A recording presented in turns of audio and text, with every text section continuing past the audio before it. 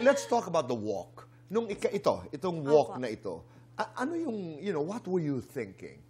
At akala mo ba hindi ka iiyak? Doon muna tayo sa una. Yung sa akin po, kinakabahan po talaga ako niyan kasi ayokong maapakan yung gown ko. Pero yung una na isip ko, gusto kong tignan lahat ng tao na nandoon para sa amin. Yun talaga yung una kong ginawa.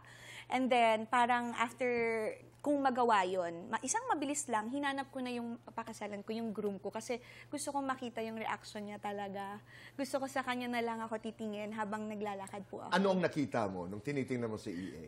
Pag ganun-ganun siya, umiiyak siya, sabi ko, ito na yung asawa ko, mapapangasawa ko, and I'm proud na maglakad doon, na napanatili namin yung promise namin kay Lord. What were you thinking nung lumalakad na si Shira? To be honest, Tito Boy, isa siyang anghel sa akin. Habang papalapit, ang lagi ko lang sinasabi sa sarili ko, oh my God, oh my God, oh my God. Parang, ito na yung pakakasalan ko, ito na yung magiging asawa ko, ito na yung panghabang buhay ko. So, at sabi ko talaga sa kanya, napakaganda mo nung kasal natin. Napakaganda niya.